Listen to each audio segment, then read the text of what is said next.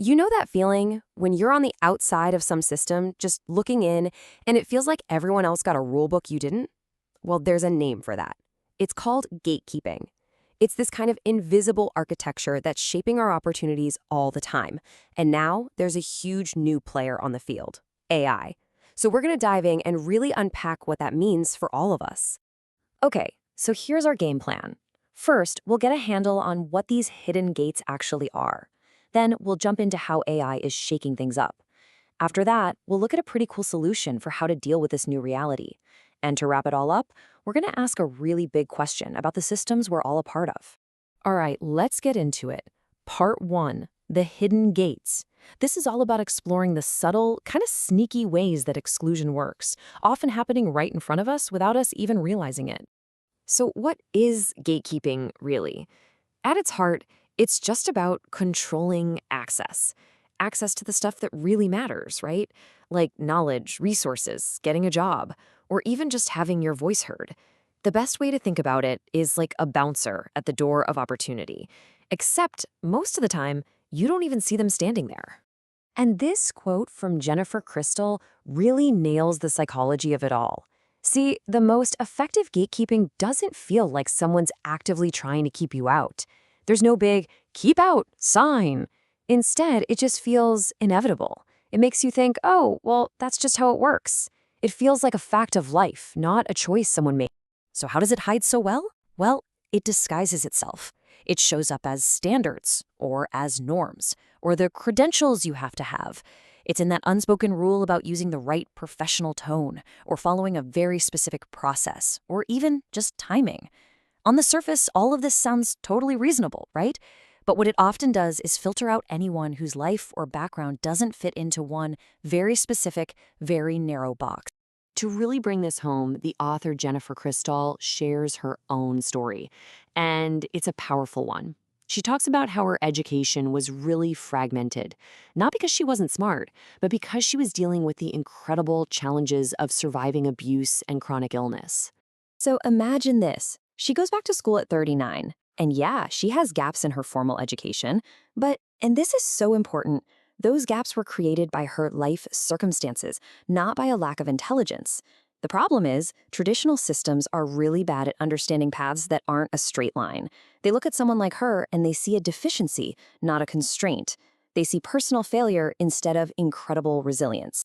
And this quote, this is the real turning point. She says, AI did not raise my intelligence. It helped me reach it. This is just a brilliant way to put it. For her, AI wasn't some lazy shortcut. It was a tool. It helped her bridge those gaps that life had created. It was like it gave her the scaffolding that she never got the first time around, which let her finally show what she was capable of. It became an access technology. And her story is the perfect setup for our next section, AI, threat or tool, because this really gets to the heart of the huge debate that's happening literally everywhere right now, from schools to offices. You know, so much of the conversation around AI gets stuck in this really simple debate. Is it cheating or is it just a tool for efficiency? But the author argues that's completely the wrong way to look at it. The better question, the more important question is this. Does this tool widen access or does it just narrow it in new ways? And the thing is, the answer really depends on how it's used, right? I mean, when AI helps someone organize their thoughts, or translate their brilliant ideas into some required format, or helps them work around a learning disability, it's not doing the thinking for them, it's enabling their thinking. In those cases, it's acting just like a ramp for a wheelchair user. It's an access technology, plain and simple. Okay, so if AI is here to stay, and let's be honest, it is, how do we actually adapt? Well, that brings us to part 3, which is all about a practical solution, making thinking visible. Here's the fundamental problem, especially when you look at education. For like ever, we've been focused on grading the final product, the polished essay, the perfect report. But when an AI can spit out a polished product in like 5 seconds, that whole model just completely breaks. All of a sudden, the actual process of learning, all the messy, difficult, but absolutely crucial work of thinking, it becomes totally invisible. So we've got to shift our focus. This table lays it out perfectly. The old model is all about the final product, where thinking is invisible and AI is a huge threat. But the new model, it's process-focused. We're grading the steps of reasoning. We're making the thinking visible. And when you do that, guess what?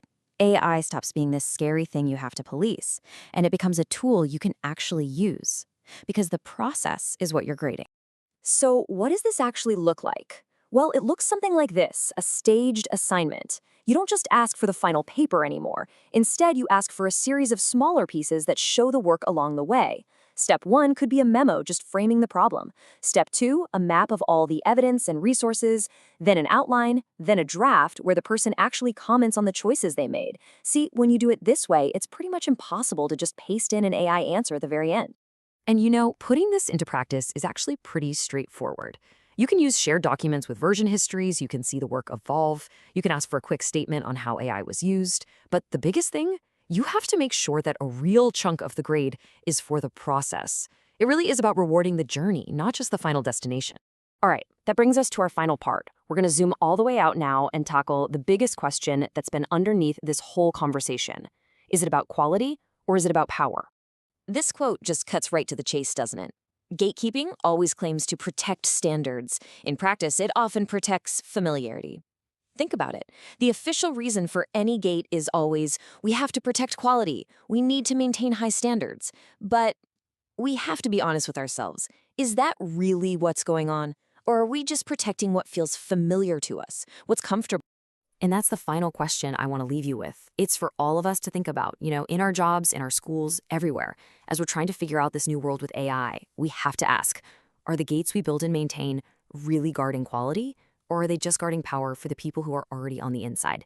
It's a heavy question, but it's one we absolutely need to be asking.